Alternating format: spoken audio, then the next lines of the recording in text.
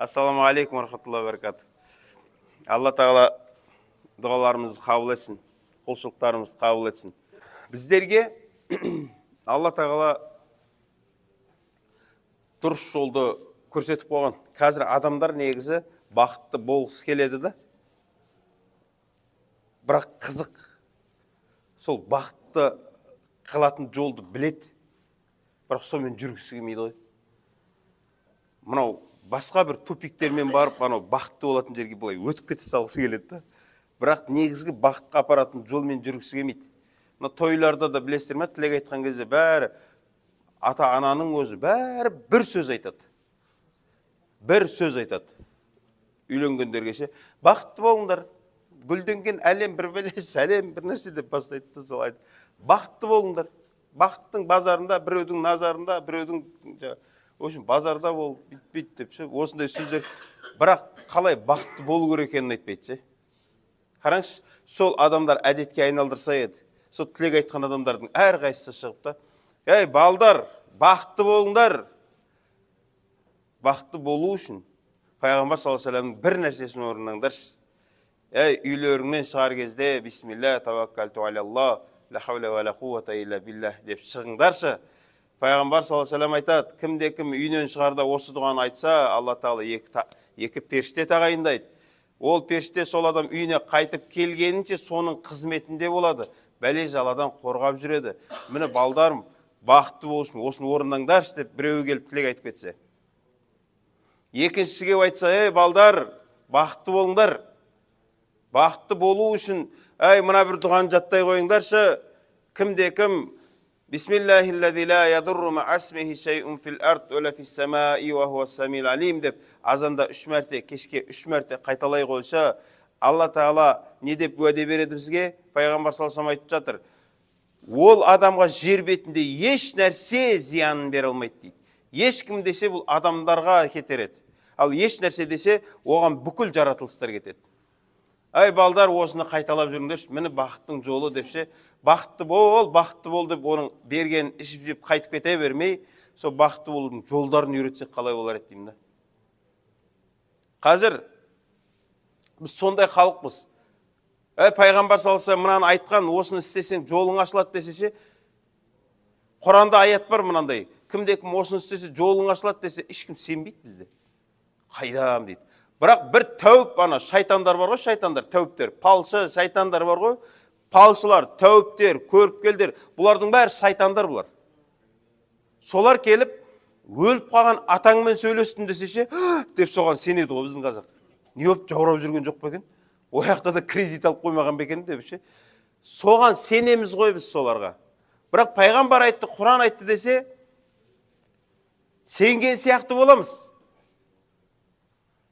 Бірақ бәрі-бір анау айғайдам деп тұрамыз ғой.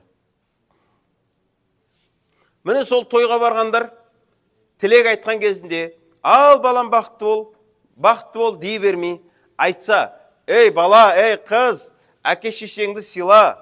Міне әке шешенің өсиет айтса, тілек деген тола бізде, тілек емес, өсиет айтса да сол шыққан адамдар ше.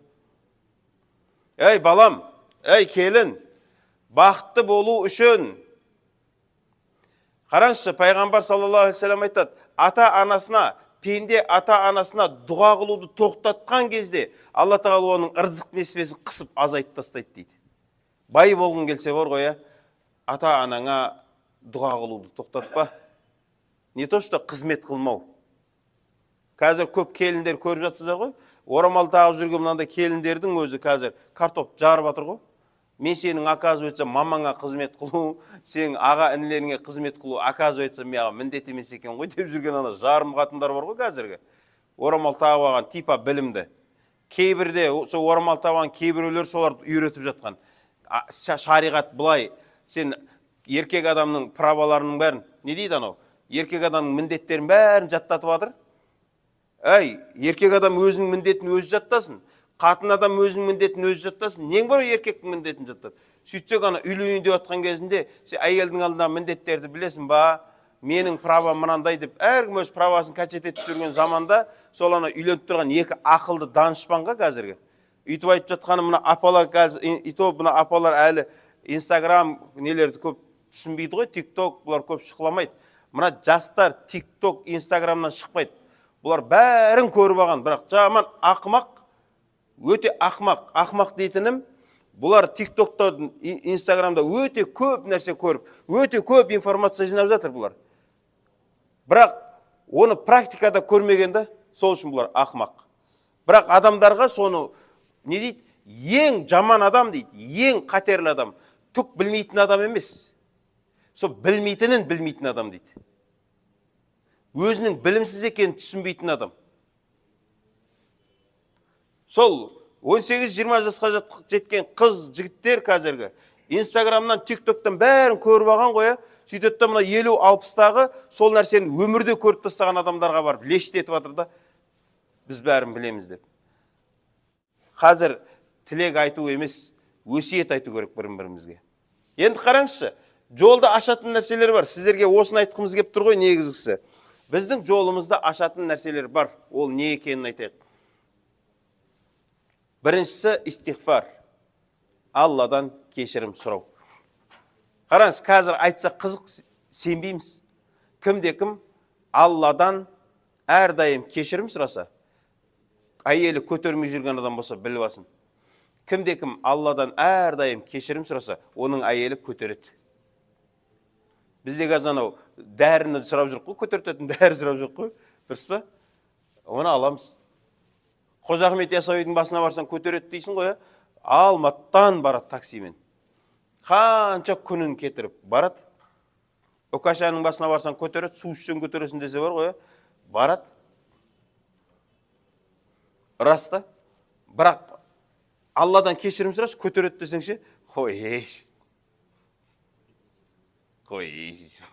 точно сөйтіп айтамыз ғой. Бірақ Алла Тағала Құранда айтады. Хасан Аль-Басри деген кісі бір күні осындай дәрісте отырған кезінде сұрақ қояды адамдар. Әркім әртүрлі жағдаймен. Біреуге айтады, егінім өспей қалды. Алладан кешірім сұра. Отбасында береке жоқ. Алладан кешірім сұра. Әйелім көтермей жүр. Алладан кешірім сұра. Ай, саудам жүрмей жатыр. Алладан кешірім сұра. Кейін шәкірттері сұрайды. Ұстаз, бүкіл сұраққа сіз бір жауап беріп жатсыз ғой, әр түрлі сұраққа бір түрлі жауап.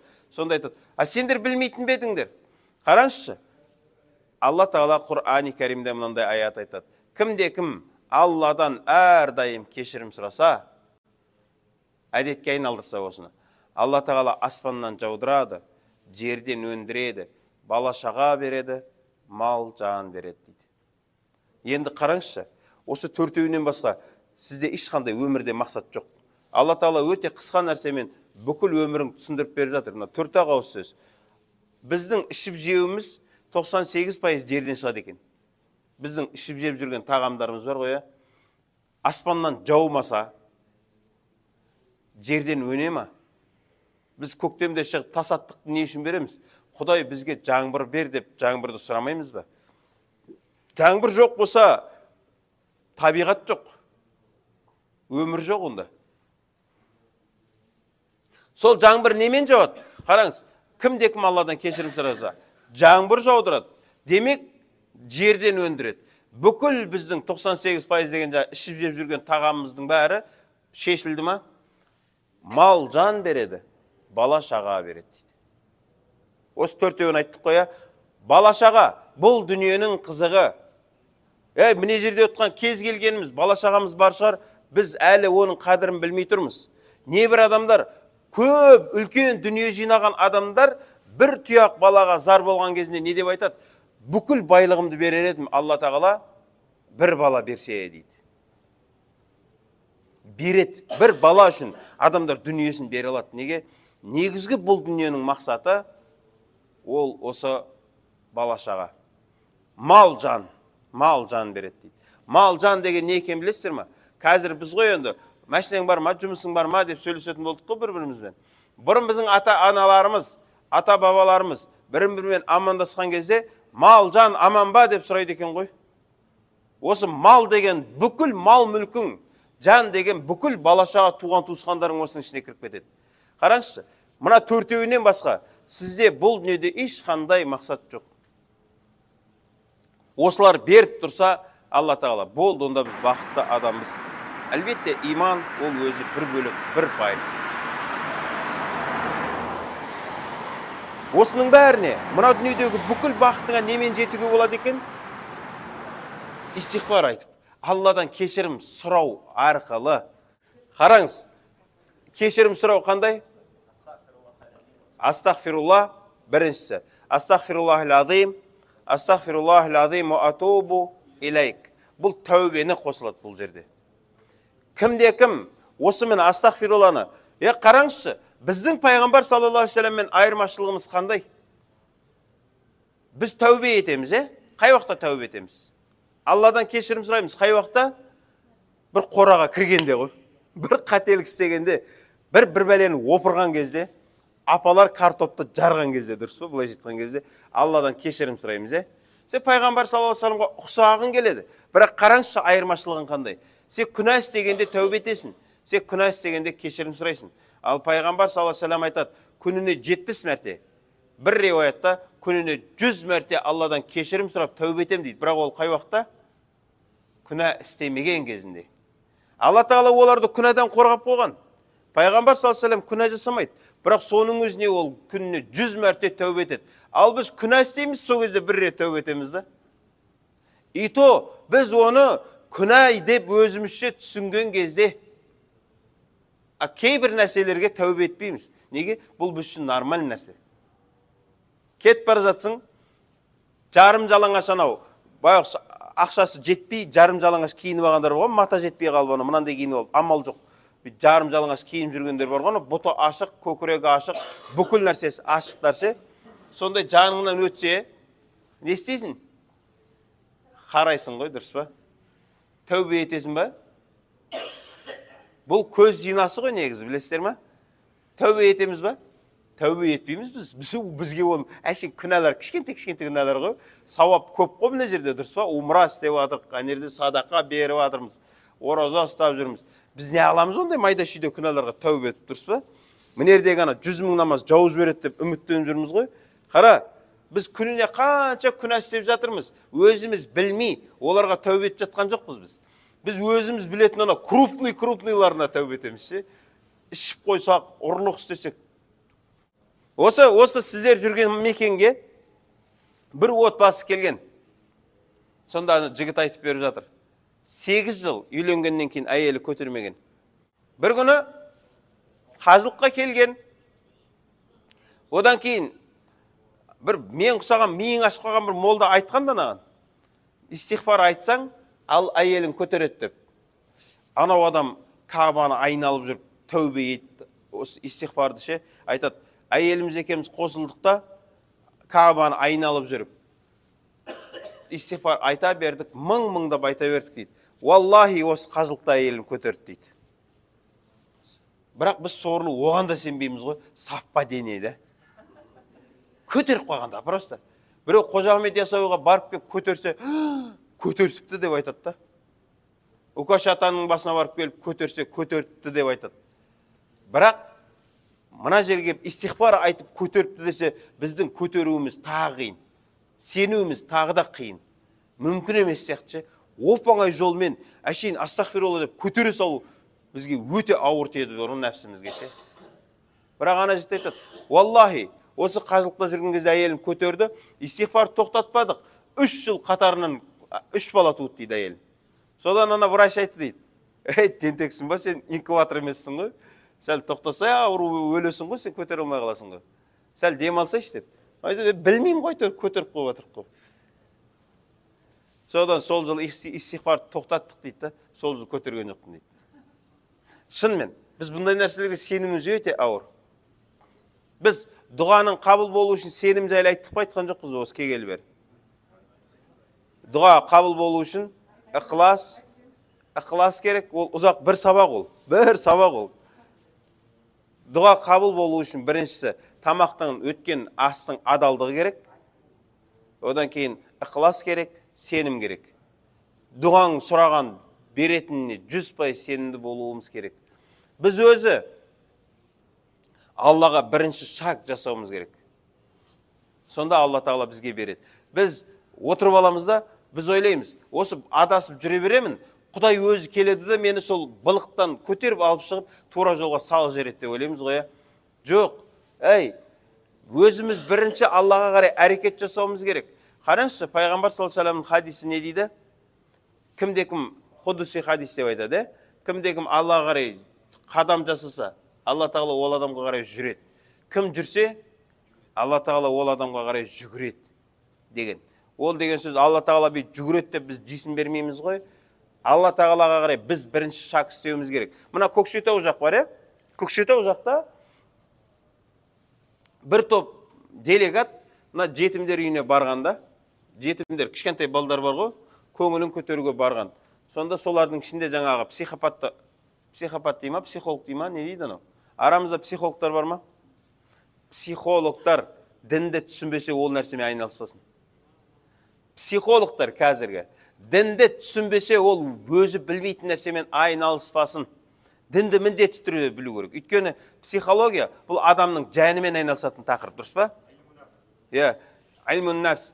Адамның күйзеліске ұшыраған адамдармен жұмыс істейтін адамдарды психолог дейді. Ауытқу барлар, шизофрения, анау-мынау. Адамның психологтар келіп сені гинекологымен айналыспайды олар, урологиямен, лормен айналыспайды олар. Олар адамның мынау телесный осмотрмен айналыспайды. Олар оның духовный осмотрмен айналысады. Дұрыс па? Демек, рухпен айналысады ғой, рухпен айналысатын адамдар дінді міндетті түрде білуі керек.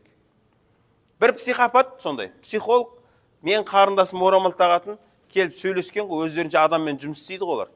Сөйтіп отырып, мен қарындасым оған лештеткен ғой, ақырет бар, ақыретте сұраламыз, өлгеннен кейін сұраламыз депсе, сөйтсе, мынада суицид деген ауру бар деп диагноз қойып берген ғой. Ана психолог неге? Өйткені бейшара өзі ақырет түсінбейді ғой. Сол үшін психологиямен айналысатын адамдар дінді білсін. Өйткені адамның рухымен айналысады. Ал рух негізгі азғындаудың ең үлкен шыңына қай уақытта жетеді? Құдайын ұмытқан кезде. Алла Тағала айтатын еді ғой, жүректер немен тынышталады? Алланы еске алумен, дұрыс па? Ал бұл психологтар ана жүрегі шаршап, ауытқып жүрген, қуып жүрген адамдармен жұмыс істегісі келеді. Бірақ оларды Алланы есіне түсірмей бақытты қылып жібергісі келеді олар. Бола алмайсың. Құдайды еске алмай, еш уақытта бақытты бола алмайсың. Сол психолог жаңағы бірге барған балдар үйіне. Сөйтіп, кішкентай балдарды ойлау жүйесі қандай екенін білу үшін оларға сурет салдырады. Білесіздер ме? Психологиядағы бар, олардың ойлау қабілеті қандай екен білу үшін оларға сурет салдырады. Сөйтеді, бәріне бір-бір қағаз, қалам береді да, сурет салыңдар дейді. Бәрі сурет салып шығады. Ана психолог жинап алады, шетінен қарап отыр. Сол кезде бір суретті көреді. Кәдімгі 4 бұрышты сызған жүрек, сыртынан жүрекпен қоршап қойған. Жалпы жүрек салған, жүректің ішіне 4 бұрышты бірдемен жазып қойған. Бүйтеді, мына адамның ауытқуы бар екен ғой. Ойлау жүйесі саяз бір адам шығар дейді. Мына суреттің егесі кім дейді? Сонда бір 7-8 жасар бала тұрады да, мен дейді. Мынау әдемі сурет салыпсың ғой деп, енді анау ұрыспайды ғой, енді өзінше бір ана мейірімді түр көрсеткені ғой оның. Міне жерде не мынау десе, ол жүрек қой ол дейді. Жарайды жүрек, оның ішіндегі 4 бұрышты не десе, ол есік қой ол дейді. Жүрекке есіктің не керегі бар? Оған кім кіреді десе, оған Алла Тағала кіреді ғой оған дейді. Сөйтсе анау психолог айтады, мә, қандай керемет, әдемі сурет екен, дұрыс. Енді ана баланың ойлау қабілетін жоғарылатпақшы ғой. Ойландырмақшы ғой. Енді жарайды, Алла Тағала кіреді екен бұл есікке. Енді неге бұл есікке тұтқа жасамадың дейді, ручка. Неге тұтқа жасамадың, оны ұстап ашып кірмей ма дейді. Сонда ана бала айтады, ол есікке тұтқаның керек жоқ, оны ішінен сіз ашпайсыз ба оны дейді. Алла Тағала келіп сенің жүрегіңді ашпайды, оны сен ашуың керек қой ішінен дейді. Міне, пайғамбар саллаллаху алейхи вассаламның хадисін ана 7-8 жасар бала түсініп тұр. Біз айтамыз, не дейді?